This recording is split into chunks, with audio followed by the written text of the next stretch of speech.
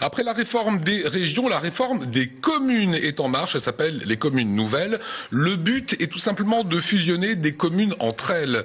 Notre invité Thierry Speitel est le maire de Sigolsheim. Aux côtés de Jacques Pélissard, eh bien, vous portez ce projet de commune nouvelle. Il faut savoir qu'il y a 36 000 communes en France, dont 86% de moins de 2000 habitants, ce qui est le cas à Sigolsheim, 1200 habitants. Expliquez-nous le concept de ces communes nouvelles qui va arriver, hein, c'est passé à l'Assemblée. Tout à fait, donc la navette est revenue du Sénat, donc effectivement ça va être voté dans les prochains jours. Mais je crois surtout, il faut se poser la question pourquoi on en est arrivé là. On en est arrivé là parce que l'État a décidé de baisser les dotations globales de fonctionnement. Donc la dernière loi de finances de 2015 prévoit 3,8 milliards de moins, dont 1,5 milliard juste pour les communes. Et vous vous dites, en mutualisant, en s'accrochant avec d'autres communes, on pourra faire des économies et surtout on aura un petit peu plus d'argent. Surtout que l'État nous encourage à faire des communes nouvelles, c'est-à-dire à rassembler 2-3 communes qui géographiquement, ou même plus, qui géographiquement sont bien placées. Il se trouve que Kinsheim, Kaysersberg et Sigolsheim, c'est 3 communes qui se touchent. Vous montez au Schlossberg, vous regardez tout autour, on dirait que c'est une commune d'ailleurs, les villages se touchent complètement. Donc la commune nouvelle prévoit surtout qu'il n'y aura pas. Donc il y a 2 choses qu'il faut voir pour la commune nouvelle. Il y a l'aspect financier. Effectivement, il y a des dotations qui ne vont pas être ôtées à ces communes durant 3 ans, et en même temps elles vont être bonifiées. Ce qui est également intéressant, c'est que la strate de la DGF, étant donné qu'on sera plus d'habitants. La strate de la DGF, il faut c'est-à-dire la DGF. C'est quoi la DGF? C'est donc la dotation globale de fonctionnement qui est versée par l'État aux communes, est versé en fonction des habitants. Et quand on additionne les habitants des 3 communes, le nombre de ces habitants étant plus important, on va également avoir un gain d'aide de l'État par rapport à ces collectivités. Ce sera plus important. Le but étant de faire des communes, on va dire, de 4 à 5 000 personnes. Une petite question pragmatique. En cas de nouvelle commune, vous parliez de Sigolsheim, de Kaysersberg, qui est votre bassin de population. La commune s'appellera comment? Elle s'appellera toujours Kaysersberg à Kaysersberg, Kinsheim à Kinsheim et Sigolsheim à Sigolsheim. C'est-à-dire que les communes ne vont pas perdre leur nom. Après, il y aura une commune mère, qu'on peut appeler ça une Kaysersberg, commune qui sera la plus grande. Voilà. Mais les autres communes ne perdront pas leur nom.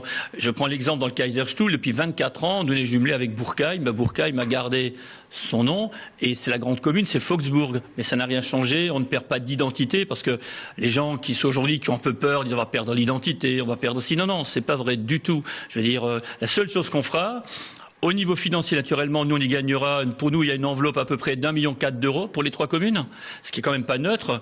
Et surtout, ça nous donnera plus de moyens pour réaliser des équipements qu'on n'a jamais pu faire seul. Je prends l'exemple à Kinsheim. Ils n'ont jamais pu faire de rond-point à l'entrée et à la sortie pour sécuriser la sortie de Kinsheim. Le pont commun financier permettra de le faire. Mais naturellement, déjà, on a beaucoup de chance que Kaysersberg joue le jeu. Kaysersberg est la commune la plus riche.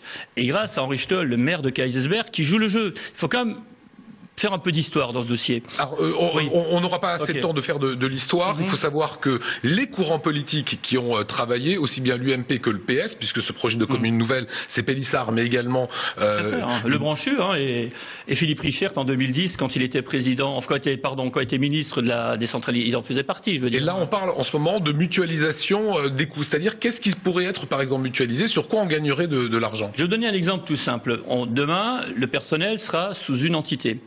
Aujourd'hui, si je veux faire des travaux avec une équipe communale dans ma petite commune de Sigolsheim, j'ai 3 ouvriers communaux. Kinsheim en a 3. Kaysersberg, ils en ont bien plus. C'est-à-dire que si on veut changer une tuyauterie dans une commune, on veut le faire en régie. On aura 10 ou 12 ouvriers. Donc là, on pourra vraiment faire des gros travaux en régie, même dans nos petites communes, grâce aux 3 communes et aux équipes communales des 3 communes qui en formeront plus qu'une. Alors là où maintenant ça coince, c'est de nombreux maires ne veulent pas cela parce que ça va faire finalement à terme moins d'élus. Naturellement, je pense qu'il y a des maires aujourd'hui qui ont simplement peur de perdre, pour certains, un peu d'indemnité, un peu de privilèges, et je crois qu'aujourd'hui, il faut d'abord penser à la population.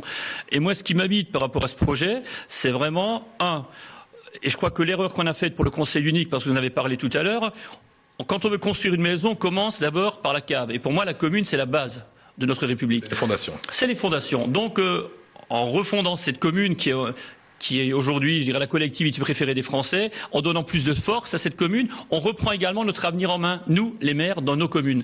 Et moi, j'ai jamais eu peur de dire, il faut pas se poser qui va être maire, qui va être... Non, c'est pas important. L'important, c'est qu'est-ce qu'on sera capable demain, avec moins d'argent, qu'est-ce qu'on pourra apporter en service supplémentaire à notre population. sans les ponctionner davantage. J'ai entendu dernièrement, parce qu'on a également proposé ça à la commune d'Amerschwir, Amerschwir a rejeté le projet parce qu'on serait également sur le même secteur, en disant que les impôts vont augmenter. C'est complètement faux. C'est complètement faux. Alors naturellement, ça c'est l'habitude.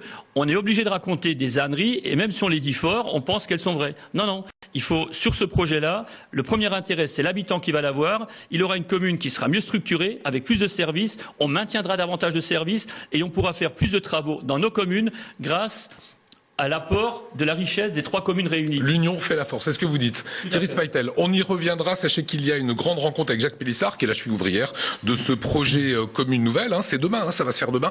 Par contre, la rencontre, ce sera vendredi. Non, je dis, le projet arrive. Avant 2016, il y aura comme ça cet agglomérat de